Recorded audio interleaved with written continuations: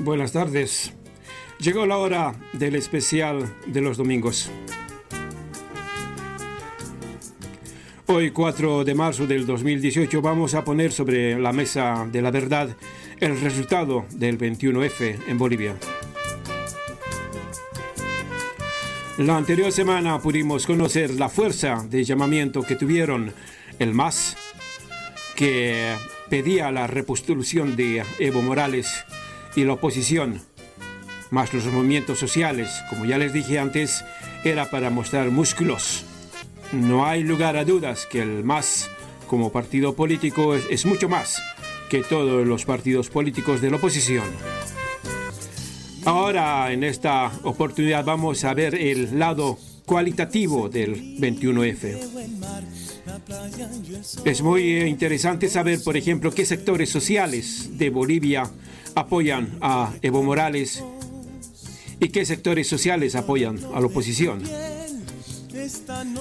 Habíamos ya hablado en programas anteriores sobre la composición social y económica de Bolivia del porcentaje de la clase alta, la clase media, que subió bastante en los últimos años de Evo Morales, y la reducción enorme de la clase de bajos recursos. Esta composición nos ayudará a entender los apoyos a ambas partes el 21F del 2018. Los movimientos sociales van en aumento y se tendría de alguna manera canalizar el descontento de esa gente en algo positivo. Y es ahí donde la oposición pierde terreno, porque su fórmula de hacer oposición es de ocultarse detrás de estos movimientos sociales. La oposición con toda su militancia se encontraban en las calles envueltos con una bandera boliviana, muy patéticos, por cierto, pero muy mimetizados dentro de estos movimientos cívicos. Nadie dio la cara, nadie se puso al frente de estas manifestaciones, dejando a otras personas el rol del liderazgo. Y tenemos ahora las palabras de la periodista Claudia Peña de Santa Cruz, que nos dirá por qué la oposición partidaria no dio la cara en estas manifestaciones del 21F. Yo pienso sí que deberíamos, digamos, por un objetivo de análisis, pensar en las oposiciones, ¿no? Hay una oposición, como vos dices, formal, institucional, a través de los partidos políticos de oposición que generan denuncias de corrupción desde sus plataformas, digamos, institucionales, como puede ser la Asamblea Legislativa, ¿no?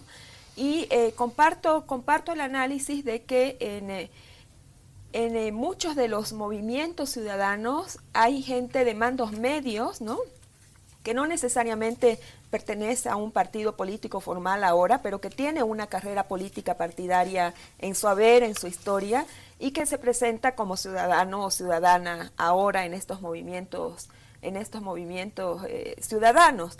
Ahora, yo creo que dentro de los movimientos ciudadanos también tenemos que hacer varias distinciones, porque hay muchos colectivos urbanos que no están participando de las movilizaciones respecto del 21F.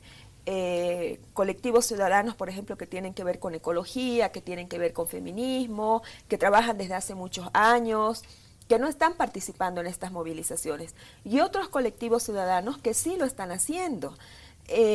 Generalizar me parece peligroso, y me parece peligroso desde el punto de vista de los operadores políticos, porque les quita una necesaria visión de la realidad para poder analizar realmente qué es lo que está pasando y generar estrategias a futuro, ¿no es cierto? Entonces hay que hacer esas distinciones, y yo haría una distinción más respecto de los movimientos ciudadanos en Santa Cruz específicamente, donde el concepto de democracia, digamos que en estos movimientos ciudadanos movilizados, alrededor del 21F el movimiento, el concepto de democracia central, pero lo que pasa en Santa Cruz es que me parece que esta novedad de los movimientos ciudadanos, donde mucha gente ha salido a marchar por primera vez en su vida, se han tirado un tiro en el pie al acudir a viejas instituciones, como son el comité cívico, como puede ser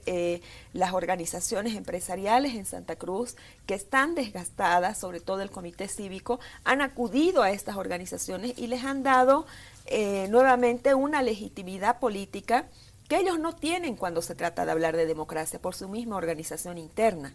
Entonces, a mí me parece que debiéramos analizar también estos puntos alrededor del 21F. Bueno, ya sabemos que hay dos clases de oposición, la formal de los partidos políticos que no muestran la cara y la informal, que erróneamente buscan el apoyo de plataformas que ya están quemadas. Y ahora vamos a entender las razones de la oposición y de los círculos sociales que tienen que apelar a la agresión física y racial en estas manifestaciones, si todos hablamos del respeto a la persona que tenga un pensamiento político diferente al nuestro, y cuál es su conformación social de las concentraciones. Y nos responde el sociólogo Eduardo Paz de La Paz. Bueno, la democracia en Bolivia tiene varias facetas, varios elementos, y entre ellos está precisamente el tema de las relaciones políticas de distintos sectores de la población. Y no debemos extrañarnos de ese tipo de conductas, porque es parte de la dinámica política, de la dinámica de toma de posiciones, que yo aquí sí inscribiría precisamente en el contexto del 21 de febrero pasado, que en primer lugar se ha generado el momento del 21 de febrero a partir de mucha expectativa. Sectores de la oposición, tanto partidarios como ciudadanos, han apostado el 21 de febrero como el momento en que definitivamente se van a marcar las nuevas líneas para el país. Y desde el MAS y del oficialismo también han visto de la misma manera.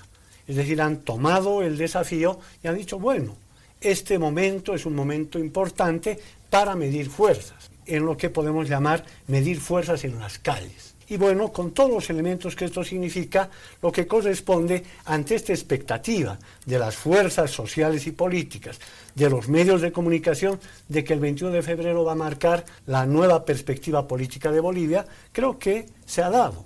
Tenemos todos los elementos para el análisis. Aún más podemos acotar y señalar en este contexto que la dinámica política boliviana es muy intensa y muy rápida. Si lo que ha ocurrido en el 2003 frente a lo que ocurrió en el 2005 fue tremendamente veloz. Lo que ocurrió en el 2016 y ocurre en el 2018 también es totalmente distinto. Yo creo que si no tomamos en cuenta la expectativa social y política para el 21 de febrero, la dinámica política en Bolivia, que es muy, muy dinámica, como el propio término lo señala, es que vamos a poder entender todo el movimiento que se produjo este 21 de febrero. Y quería referirme a eso precisamente. Yo considero que las concentraciones que han habido en las distintas ciudades del país, y sobre todo en La Paz, Cochabamba, Santa Cruz, que reúnen a la gran mayoría, casi el 70% de la población boliviana, tiene que llamarnos la atención. En primer lugar, la composición social de cada una de las concentraciones. Creo que es muy claro que las concentraciones del MAS y el oficialismo en las tres ciudades tienen mayoritariamente a la población popular, a los sindicatos, juntas vecinales, a los sectores marginados de las urbes de estos tres departamentos, de estas tres ciudades, ¿no? En tanto que la composición social de las concentraciones de la oposición en las tres ciudades son de sectores medios, acomodados, empleados, empresarios, profesionales, sin ninguna duda, pero con una gran minoría popular.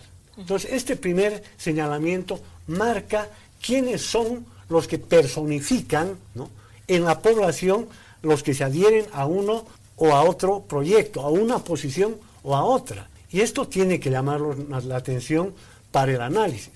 Segundo, los bloqueos y el paro, que fue un paro que no tuvo los resultados que esperaba la oposición y los movimientos ciudadanos y los movimientos cívicos.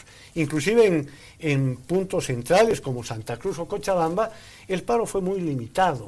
En La Paz, igualmente, yo durante toda la mañana estuve caminando todo el centro de la ciudad, todo el sistema bancario estuvo funcionando normalmente, los mercados, ¿no?, del centro de la ciudad, el mercado Camacho, mercado Lanza, mercado Rodríguez estuvieron funcionando, el mercado Yungas estuvo cerrado y muchos de las vendedoras del mercado Yungas salieron a la calle a hacer su actividad. Luego el comercio estuvo relativamente cerrado, el transporte fue bastante normal porque se usaron calles adyacentes a las principales para poder hacer sus actividades y finalmente yo vi que el Shopping Norte, por ejemplo, un lugar de comer, estaba cerrado y la galería Handal también cerrada.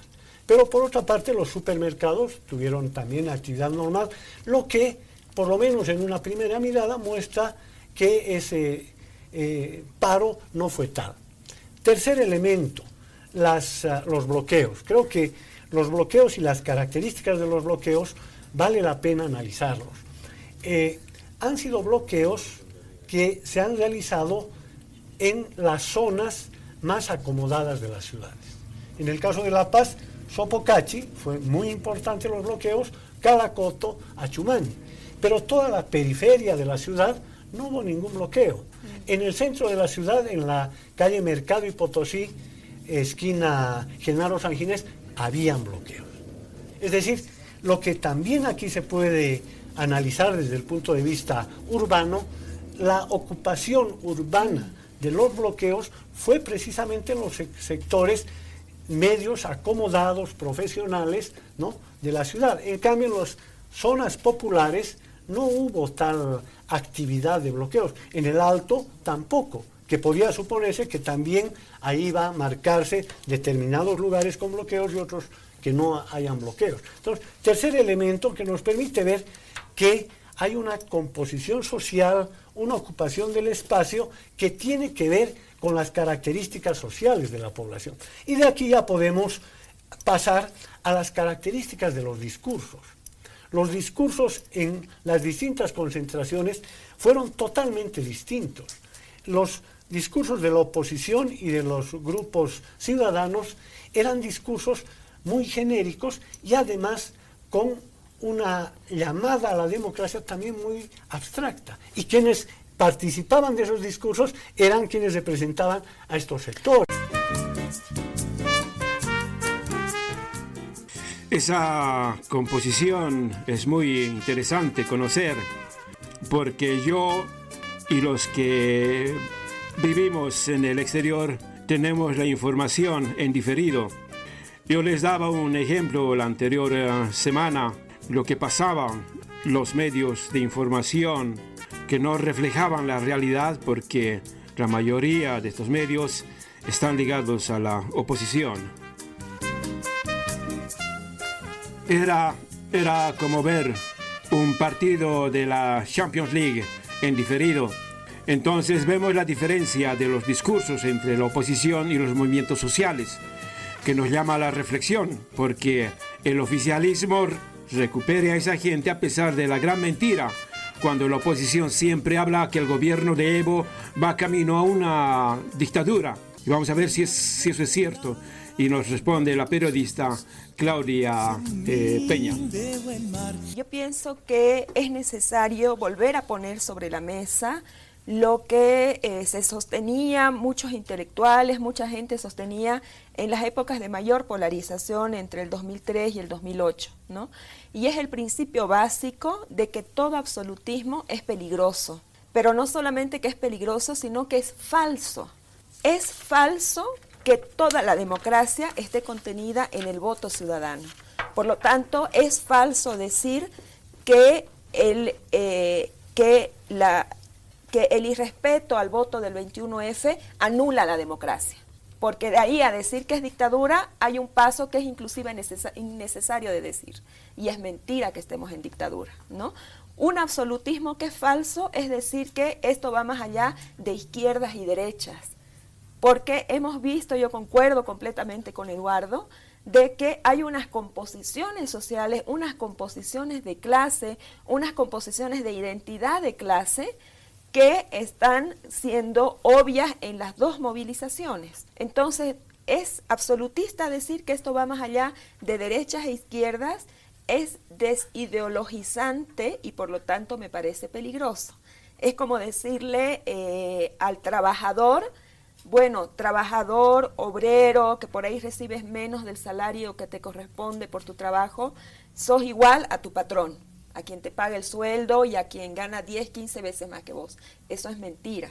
Por lo tanto, el debate ideológico de izquierdas y derechas, si bien no se aplica totalmente en este caso, es necesario de hacerlo, es necesario todavía de hacer lecturas ideológicas.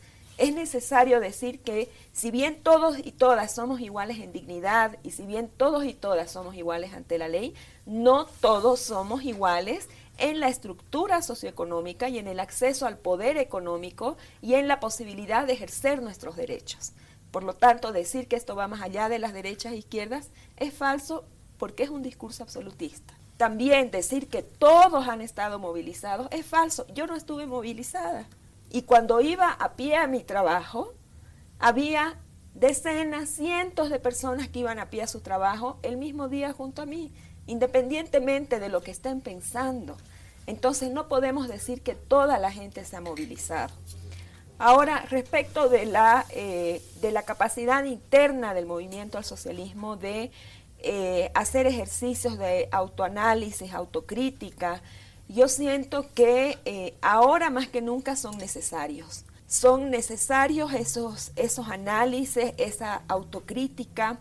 Yo siento que cuando uno forma parte de una estructura de poder en muchos años, se hace mucho más necesario esto, ¿no? Y pienso que dentro del movimiento al socialismo, dentro de las estructuras estatales, tiene que haber un proceso de reflexión que lleve a las diferentes estructuras políticas, pero también a las estructuras burocráticas, a las estructuras de los diferentes ministerios, a replantear las estrategias de trabajo, a decir qué es lo que necesita el país en este momento, cuál es el discurso de futuro que el país está esperando, que el país está construyendo, tal vez en ciertos sentidos por fuera de nosotros, por fuera del movimiento del socialismo, por fuera del gobierno nacional.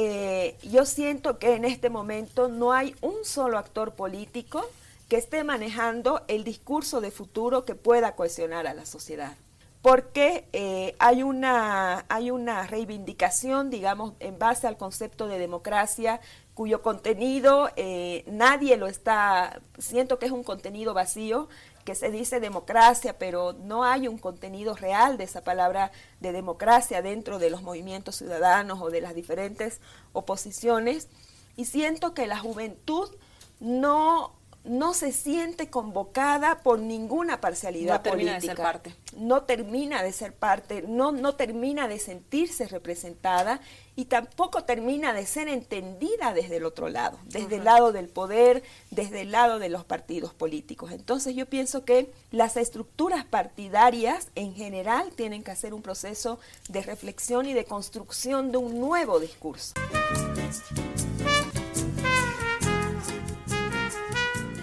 Esta periodista, Claudia Peña, es de Santa Cruz, es cruceña, y no todas las cruceñas son como ella. Hay cruceñas y cruceñas. Ya sabemos que generalizar en estos momentos no es posible, ni se pueden en honor a la verdad decir que no es verdad, porque esos 5 pelagatos y 5 pelagatas envueltas en una bandera en una plaza de Gotemburgo digan que es la mayoría de los bolivianos en Suecia que están en contra de la repostulación de Evo Morales. Yo quisiera preguntarles a esos 5 pelagatos que por qué viven en Suecia y cómo vinieron a Suecia. ¿Se aprovecharon del pánico? ¿Se hicieron pasar por asilados políticos? ¿Y ahora dicen que son refugiados o refugiadas? Cuando yo llegué a Suecia, el 90% de la gente de esa temporada tenía y la tiene todavía en su conciencia de haber hecho algo en contra de la dictadura de García Meza. A esas cabezas de arveja les digo que lean. Lean entre las dictaduras de Banzer, especialmente lean a la de García Meza y comparen con la de Evo Morales sobre los logros económicos, sociales y políticos. La siguiente pregunta es para Eduardo Paz y nos responderá si el momento político de hoy es similar a lo que Bolivia vivió en el año 2003. En la agenda política se encontraba el neoliberalismo de Gonzalo Sánchez de Lozada. No, de ninguna manera, porque esto tiene que obligarnos a pensar cómo se construye la democracia en un país como Bolivia, que es una democracia muy distinta a la que exclusivamente se concentra en los temas formales o procedimentales. Yo creo que la construcción de la democracia en un país como Bolivia pasa por otras facetas y se ha ido construyendo una democracia, creo, y lo digo con toda claridad, que es el momento en que Bolivia vive la mejor etapa de la democracia boliviana. ¿Por qué? Porque no solamente es el haber permitido que millones de personas que estaban totalmente excluidas de la vida cívica, de la vida política, no tenían ni carnet de identidad, ahora son partícipes directos de la decisión sobre quiénes lo van a gobernar. Primera cosa. Segunda cosa, muy importante, la democracia no es únicamente la formalidad del voto, es la democracia económica. Y en este periodo, la democracia económica tiene claros índices de su realización. La redistribución de la riqueza en Bolivia se ha dado como nunca antes. Y solo vale tomar en cuenta qué dejó el gonismo en Bolivia. El gonismo que tiene sus herederos ahora en los llamados grupos ciudadanos, ¿no?, es la que nos ha dejado una herencia donde Bolivia estaba descuartizada. Todo lo que mínimamente se había construido desde el 52, el gonismo lo destrozó y sus partidos lo destrozaron. Y sus herederos quieren volver al gonismo. Cuando desde el 2003, con la rebelión de octubre, se comenzó a construir otra democracia. La democracia económica, política, social y cultural. Porque aquellos que estaban marginados y eran maltratados y discriminados, ahora son titulares de la vida política. Eso es democracia, ¿no? Y eso significa la posibilidad de que, y aquí viene el segundo aspecto, ahora están descubriendo que la población quiere llegar a la política. ¡Qué sorpresa! A la política, la gran base social del país ha llegado a partir de movilizaciones contra el neoliberalismo y el gonismo desde fines de los 1990. El 2003 es la manifestación más clara de la decisión política del pueblo de cambiar las cosas. Por tanto, quienes han adquirido la ciudadanía para hacer la política en estos 15 años son quienes han podido construir una nueva sociedad. Y claro, ahora parece que están descubriendo la política los sectores que siempre han gobernado en el pasado, los mismos que aparecen en los partidos políticos tradicionales y aparecen en los grupos ciudadanos. Se puede citar con nombres y apellidos todo esto. Por tanto, tenemos que ser claros en esto y en el análisis para no confundir a la gente, porque si no, tenemos una situación esquizofrénica, porque solamente basta escuchar los discursos que se producen en La Paz, en la ciudad de La Paz, de el rector de la UNSA, la dirigente de derechos humanos, están dirigiéndose a un público ajeno al que estaba presente ahí. Yo recuerdo una frase de Amparo, una ex religiosa, que trabajó mucho por los derechos humanos y que se formó, ella lo dijo, con los sindicatos, con los movimientos campesinos. Y cuando ella daba su discurso, creyó que estaba hablando con campesinos, con obreros, con trabajadores, y no era la realidad esa. Entonces, un discurso ha aprendido del pueblo, dice, pero no había aprendido de quienes estaban ahí, había aprendido en la historia de quienes estaban en San Francisco en la mañana, que es una composición social totalmente distinta. Entonces, quiero terminar con esto, ¿no? Todavía vamos a tener un proceso de muchas pugnas, pero son claros los sectores, las clases, las fuerzas que están en esa pugna. Y eso finalmente quiero relacionar con los discursos. ¿Quiénes lanzan los discursos en la Plaza del Chiriguano, en la Plaza 14 de Septiembre y en San Francisco? Dirigentes sociales, sindicales, campesinos, indígenas, trabajadores. ¿Quiénes lanzan los discursos en el Cristo, en la Plaza de las Banderas y en la Plaza del Bicentenario? Son dirigentes del Comité Cívico, en el caso de Cochabamba y Santa Cruz, y en el caso de La Paz, el rector de la UNSA, un ex defensor del pueblo y la dirigente de derechos humanos.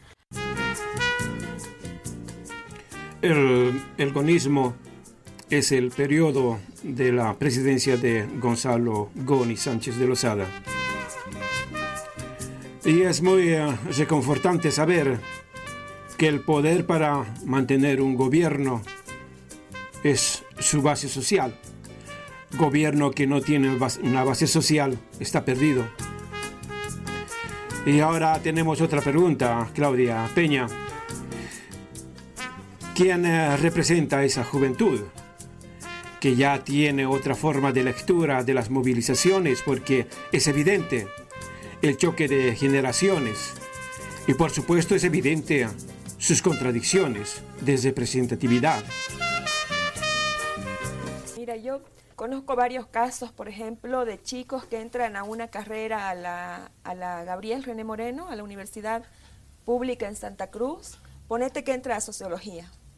Dura 2 meses y se sale, porque no soporta la informalidad de sus docentes, que no van a clases, que llegan tarde, que les dan contenidos religiosos en materias que no tienen nada que ver con el tema, y se salen totalmente decepcionados de la educación que les da la universidad pública. ¿Cuántos casos de acoso hemos visto en las universidades públicas en los últimos años? A mí me sorprende mucho ver a jóvenes de 18, 19 años que se decepcionan totalmente de sus docentes profesionales que vienen ejerciendo 20, 30, 40 años. Y a mí eso me despierta una alarma, pero así roja, gigantesca de lo que está pasando. Yo pienso que los jóvenes, las jóvenes, están exigiendo calidad en las instituciones. Y yo siento que ese es el desafío ahora como país que tenemos. Lo mismo para el gobierno. El gobierno ha triplicado, cuadruplicado la inversión en salud. Ha más que duplicado los ítems para salud. Pero vos vas a un hospital y el médico te sigue tratando mal. Vos vas a un laboratorio y te siguen cobrando sumas exorbitantes por un análisis que no lo cuesta. O vas a la justicia y no hay justicia. Entonces yo pienso que el reto está en las instituciones. Y yo siento que lo que los jóvenes están exigiendo en este momento es esa verdad que te dice que cuando vas a ir a un órgano de justicia vas a encontrar justicia. Y que cuando vas a ir a una institución en salud te van a garantizar un servicio de salud. Es decir, que las palabras representen lo que realmente deberían representar, ¿no es cierto? Yo siento que hay una nueva conciencia de lo que es Bolivia y siento que nuestro presidente, el presidente Evo, más allá de, yo no concuerdo con ese discurso que dice él ha exacerbado el racismo, ¿no? Es natural que el racismo se exacerbe cuando una persona que llega de los sectores marginados históricamente de esta sociedad ocupa el mayor cargo de poder en este país, ¿no? Ahí sale toda la rabia racista, todo el pasado toda la carga racista que nos constituye también como país. Entonces, y yo pienso que viendo otros países, por ejemplo México, Perú, Chile, hemos avanzado tanto en el tema del racismo como país, de ya juzgar natural que para cualquier representación política, por ejemplo, tengan que haber campesinos, tenga que haber gente de los sectores populares. En otros países eso es imposible de ver. En el nuestro sí, ¿no es cierto? Hemos avanzado mucho en eso. Hemos avanzado mucho en infraestructura. El Estado se ha agrandado, el Estado ha ocupado el territorio como nunca antes en la historia de este país. Pero ahora la gente está pidiendo que las instituciones también sean reformadas. Y yo siento que hay ahí una contradicción respecto de los movimientos ciudadanos. Porque cuando se plantea un código del sistema penal que con el objetivo de reformar la justicia, con el objetivo de que ya no haya más prisión preventiva, con el objetivo de que los juicios sean orales y se terminen en un par de años como máximo, cuando plantea la posibilidad de resolver los problemas a través de la conciliación para descargar al sistema judicial, esos movimientos ciudadanos que piden justicia salen a marchar en contra de ese código del sistema penal. Entonces yo creo que hay ahí una gran responsabilidad. Es decir, si vos como ciudadano, como ciudadana, vas a salir con tu cartel de yo apoyo a mi médico, tienes que tener la responsabilidad básica de informarte primero respecto de cuáles son las diferentes propuestas. Ahí hay una responsabilidad, sobre todo cuando estamos hablando de gente profesional, de gente que se dice que ha recibido una cierta instrucción, ¿no es cierto? Y que va a decir en la calle, yo sé, yo apoyo a mi médico, que no sé qué, y que asume una posición política, que no salga informada, porque ha habido una campaña de desinformación terrible en los últimos meses en el país. Ahí me causa muchísima preocupación, porque entonces yo digo, la gente pide reformas en los sistemas de administración del Estado, pero no se informa y está en los hechos en contra de esas reformas. Entonces, ¿cómo el gobierno, llámese gobierno nacional, gobierno departamental, gobierno municipal, cómo va a incidir en la calidad de los servicios que se le da a la ciudadanía si es que la ciudadanía no le está permitiendo cortar esas mafias profesionales, esas logias profesionales que son las responsables de la mala calidad de los servicios que recibimos? Claro, ya se nota en la gente el descontento sobre la justicia, la salud, educación, etc. Pero ¿por qué se quejan si fueron ellos mismos los que votaron a que se anule el nuevo Código Penal? O sea, que la derecha les vendió cerdo por liebre, inocentes capullitos. Y otra pregunta a Eduardo Paz.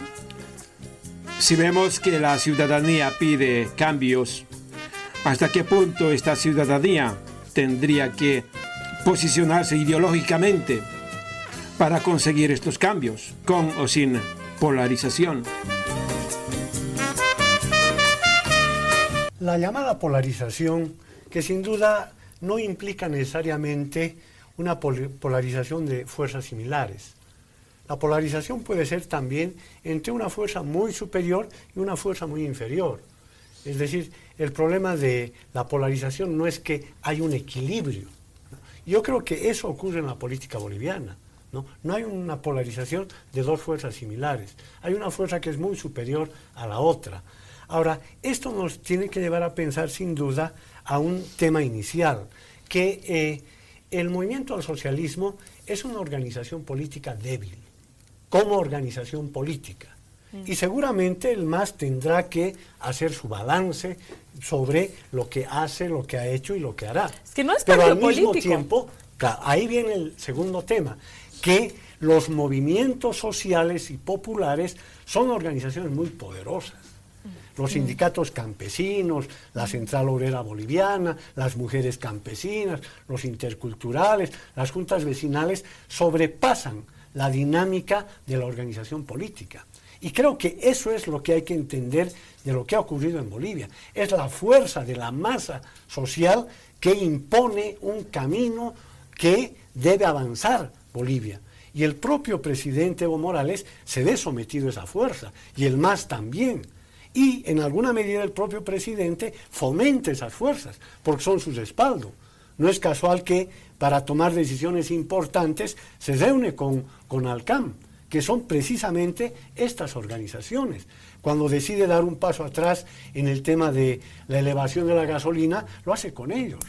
O recientemente, en el contexto del Código Penal, se reúne con ellos para dar el paso de abrogar esa ley, ¿no? Entonces, de esta manera hay que leer la realidad, que hay un conjunto de fuerzas sociales muy activas, ¿no? Y que son protagonistas de la política, ellas, no otras. Y como son mayoría, deciden.